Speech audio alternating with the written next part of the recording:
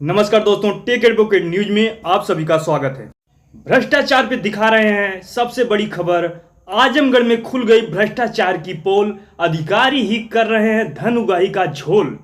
इस प्रकार की दिन दहाड़े भ्रष्टाचार की घटना पर कह सकते हैं कि भारत में भ्रष्टाचार पूर्ण रूप से समाप्त हो जाए ये हो नहीं सकता, और पब्लिक चाह कर भी क्या करेगी, अधिकारी ऐसा होने नहीं देंगे। देखिए एक रिपोर्ट। डम्पी तिवारी है, मैं यहाँ आजमगढ़ सगड़ी का रहने वाला हूँ और भारत रक्षा दल से सगड़ी का अध्यक्ष हूँ इस समय। क्या मामला है जो आज आप आए हैं? देखिए, मामला भ्रष्टाचार का है, मामला घूसखोरी का है, मामला बिगड़े हुए समाज का है और मामला अपने आजमगढ़ पे ज़बरदस्त घूसखोरी जो चल रही है हमारे डॉक्टरों का, उसका चल रहा है। किस तरह? देखिए, आरोप नहीं है, हमारे पास प्रमाण है। आरोप तो तब लगाए जाते हैं कि जब पता चलता है कि हम किसी को आरोपित कर रहे हैं। हमारे पास प्रमाण है और प्रमाण इस प्रकार है। आप लोग मीडिया बंधुओं, सबसे पहले मैं आप लोगों को नमस्कार करूंगा और प्रणाम करूंगा। और सबसे पहली बात मैं बताना चाहता हूं कि जो अभी आजमगढ़ में कुछ दिन पहले आप ही लोगों के माध्यम से सुना गया कि जगह जगह पर पैथोलॉजी पर और नर्सिंग होमों पर सख्ती से सीएमओ साहब का और डिप्टी सीएमओ साहब का ताला लगा, और ताला लगाने के बाद उनको अवैध रूप देकर बंद कर दिया गया। लेकिन कुछ ही दिन बाद अवैध वसूली करके, मैं खुल के नाम लेना चाहता हूं कि जो हमारे उप मुख्य चिकित्सा अधिकारी हैं, उप मुख्य चिकित्सा अधिकारी अरविंद चौधरी जी, अब बताइए, जिस पे ताला लग गया, जिस पे बैन हो गया, उसको फिर क्यों ओपन किया गया? इसका मतलब अवैध वसूली की गई है और इस प्रकार की अवैध वसूलियां पूरे जिले में चल रही हैं। तो कैसे आम जन कैसे खुश रहेगा? और ये अपनी ड्यूटी कहाँ कर रहे हैं? ये सिर्फ वसूली का काम कर रहे हैं, घुसखोरी का काम कर रहे हैं और बढ़ते हुए भ्रष्टाचार का कार्य कर रहे हैं। कौन सा ऐसा अस्पताल है, कौन से नर्सिंग होम जो सीज होने के बाद दोबारा? देखिए, अगर मैं आपको बता, आपसे कुछ छिपा हुआ नहीं है, आपसे कुछ छिपा हुआ नहीं। आप सभी लोग जानते हैं कि कौन सा नर्सिंग होम, कौन सा अस्पताल, चाहे वो बिलरियागंज का हो, चाहे अतरौलिया का हो, चाहे बूढ़नपुर का हो, चाहे कहीं का भी हो, मैं नाम नहीं लेना चाहता हूं, उसकी पत्रकारिता से आप जान सकते हैं कि शांति नर्सिंग होम।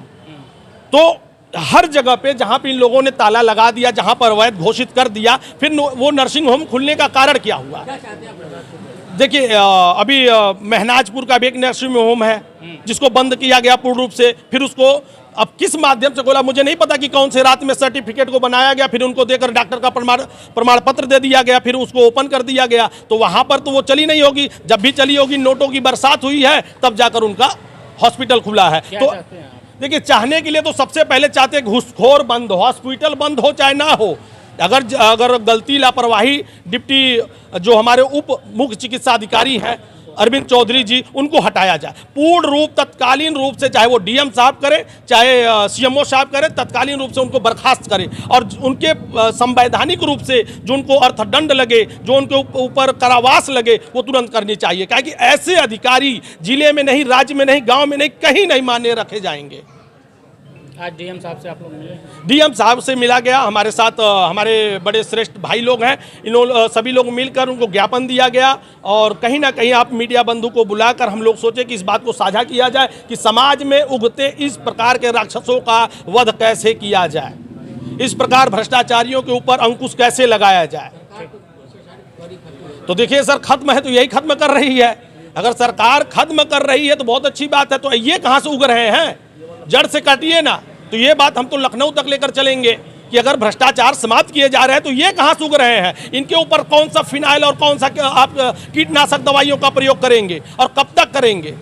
तो लगातार सरकार पे अंकुश लगा रहे हैं इस प्रकार के भ्रष्टाचारी। तो इनको पूर्ण रूप से तत्काल रूप से बर्खास्त किया जाए, चाहे वो कोई भी अधिकारी करे, लेकिन आज 24 आवर्स में करना चाहिए। नहीं तो उसके बाद जो हमारी संगठन है, जो हमारे साथ के लोग हैं, कहीं ना कहीं धरना प्रदर्शन करने का कार्य करेंगे। ठीक।